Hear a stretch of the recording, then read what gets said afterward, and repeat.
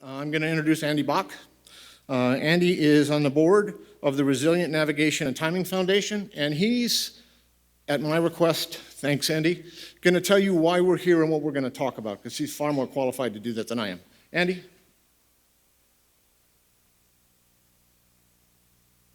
Very much. So good morning. I'm going to be brief and short because we have a very packed agenda.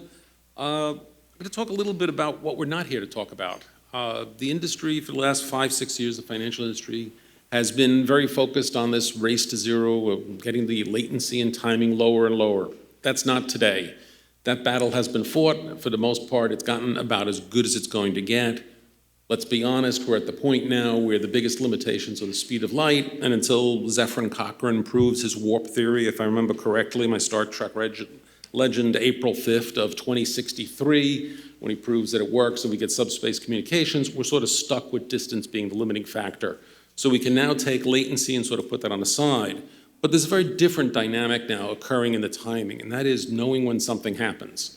And it's about how we now use information and news. It used to be that you would read something in the newspaper, think about it, take a position in the market. Now you check your Twitter feed, and within a fraction of a second, you're taking a position in the market. The larger firms read those feeds live. Now the question is, how do you know what is old news versus new news? Timing. When was it time-stamped? When was it created? And the difference between when it's new news and old news is now measured in, pick your favorite number, milliseconds at best, microseconds maybe, depending upon where it's coming from. Your operational integrity depends upon timing now, much more so than it did. The firms are using very sophisticated algorithms to look across vast data sets, whether it's quotes and trade information, whether it's Twitter feeds, live news feeds, and to bring all that together. And they have to know what happens when, and you, as the operator of the system and the infrastructure, need to know when these events have occurred. Is there a delay in your network, where delay is defined in microseconds now? So that requires the ability to have reliable clocking. And I haven't even touched upon the regulatory one, and I will come back to that in a moment, but you have to have very reliable clocking. That takes several forms. You have, obviously, we all use GPS in one form or another, but that is a space-based technology and subject to the vagaries of a fairly weak signal being propagated from deep space back onto the planet. So there are challenges with that, and I'm sure you're going to hear some more about that today, about what you can do in terms of resiliency and reliability to improve the quality there. DHS has, in fact, put out a document on best practices as to how to provide for resilient timing in our industries along with other industries, which is it's about 21 pages long and well worth the read. Plus, it's got some really cool footnotes and references to other documents. And then, last but far from least, we all have to be concerned about regulation. And we've seen this start over in the European theater with MiFID II and now the SEC here in the US, starting to define how accurately you need to timestamp your information, how your clocks have to be synchronized across the entire industry, and what those references should be. Now, during the course of the day, I'm sure you're going to hear different numbers bandied about, whether it's 50 milliseconds, 100 microseconds. The regulators are working through it. It's an evolving process, will probably continue to evolve. There was a very good write-up, albeit quite lengthy, from the SEC that showed up in the Federal Register, about 360-odd pages, so definitely light reading for a Sunday afternoon. But there were about 40 to 50 pages that were very relevant to timing.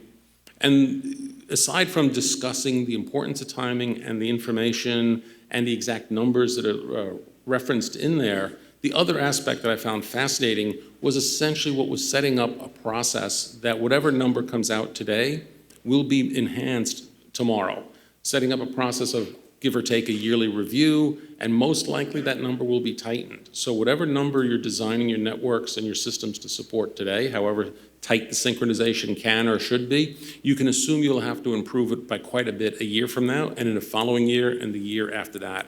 We've got a long way to go to tighten up the synchronization of all the different servers, networks, and the entire environment. So look forward to that. You will hear quite a bit more on that. That will continue to expand outwards. And also the other thing that we'll have to attend to and look very carefully at is our dependence on it. It used to be that you could set your system timing from the wall clock and that was close enough. Now your ability to trade, your ability to transact business will depend upon the precision of your clocks, your timing. And the last closing thought I will leave you with as a firm is that one of the things that will most likely evolve, and I'm starting to see that when I look across the industry, is you will wind up hiring someone, for lack of a better term, Lord Kronos for your organization.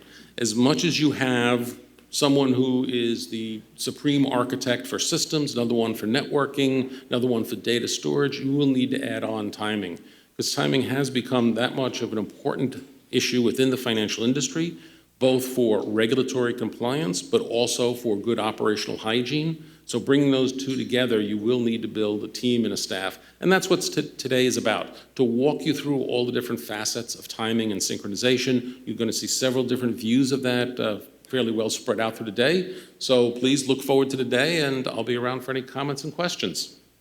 Thank you.